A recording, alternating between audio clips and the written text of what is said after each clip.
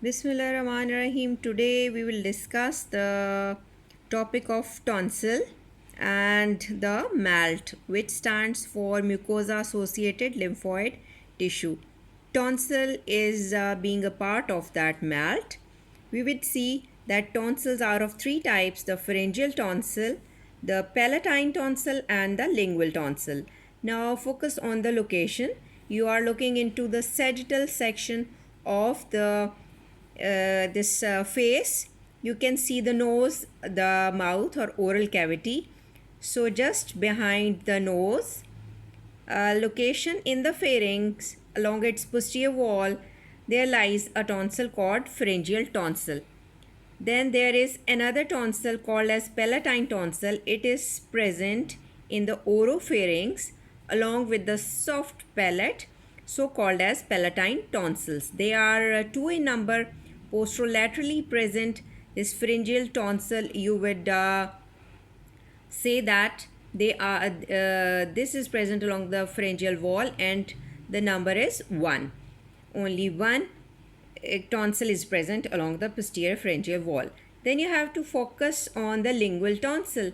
Lingula donates things with your tongue, so you can see the muscular section inside the tongue. So along its posterior wall or root, you get a tonsil called as lingual tonsil. So that view is for the understanding of the location of the tonsils. These tonsils form a ring called as Weldier's ring. For this you have to focus another view of this oral cavity. These are the lips you can see and the teeth.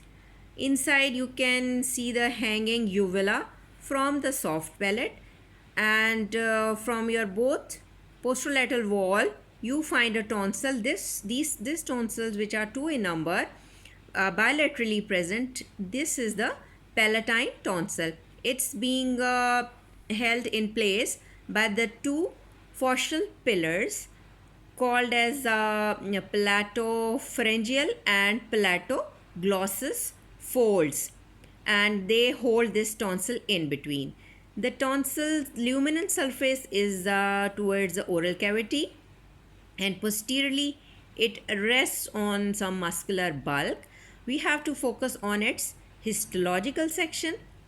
But before going to it, if you focus on this tongue, the root of the tongue will address the lingual tonsil, and if you reach on the pharyngeal wall, this wall will show the pharyngeal tonsil. Pharyngeal tonsil basically one in number against this wall.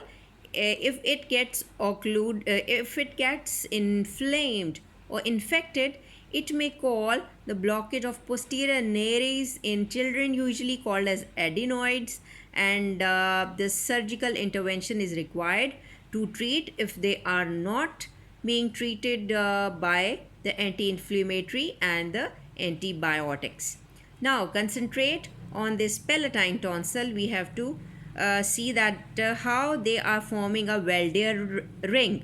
Weldier ring, you can focus bilaterally presence of these palatine tonsil. This ring is being completed by this lingual tonsil, and behind you have got the pharyngeal tonsil. So this ring appearance of these tonsil is called as Weldier's ring. Now focus on the histological view of these tonsils. The palatine tonsils towards lumen is covered by the epithelial covering. This epithelium is stratified squamous, non-keratinized. Being a part of lymphoid tissue, you can see that in between these lymphoid nodules and the epithelial tissue, there are 15 to 20 crepts or diverticula in between these.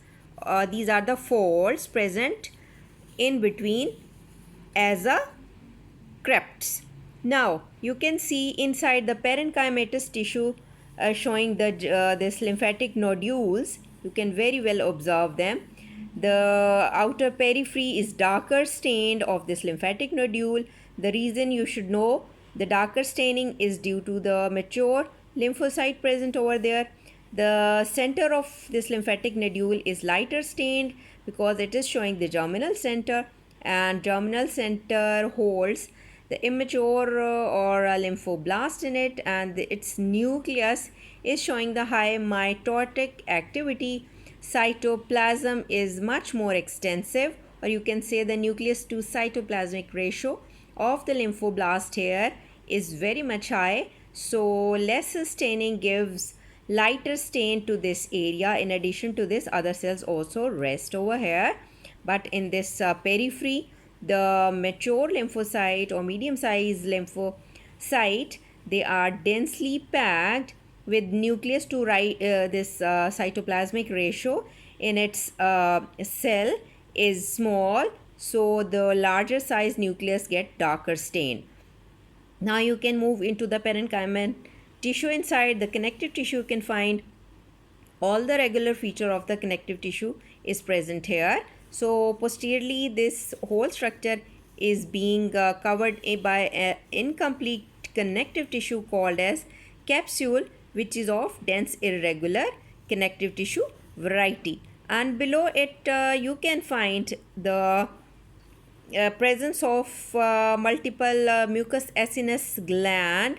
So many acini are present, so these produce secretion. Now below it, in another section, I would like to share with you, these are the crepes of the this whitish area are the crepes or diverticula in among these palatine tonsil. This is the stratified squamous epithelium, and here you can find the lymphatic nodules with the germinal centers.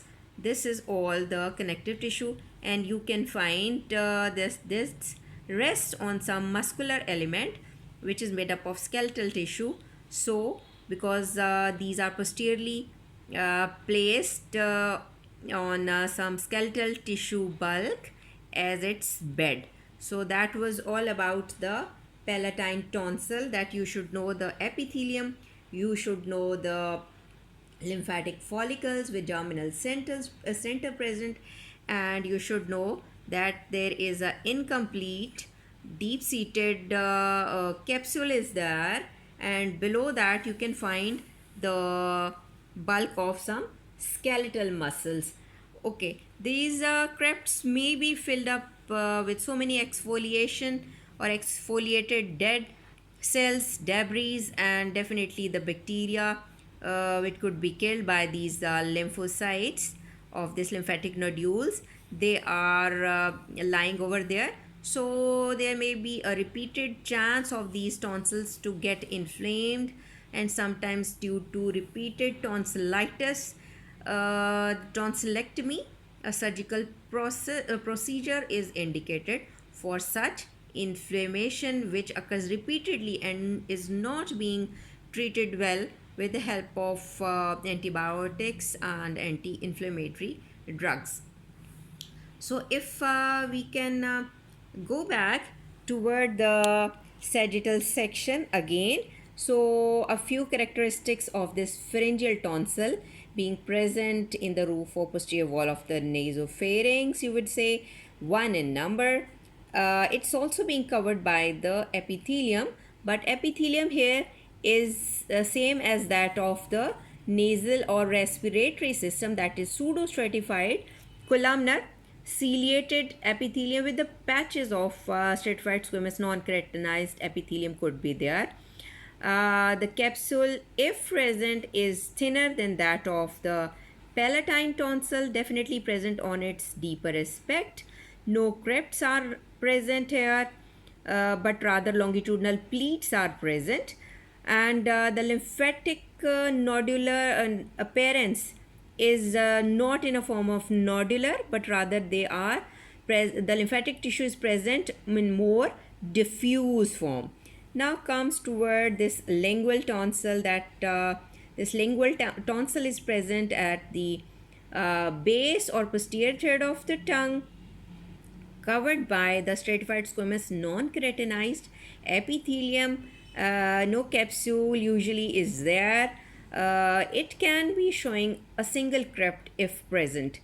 The lymphoid tissue inside definitely showing the typical lymphatic nodules in it. So that was all about the tonsils present in your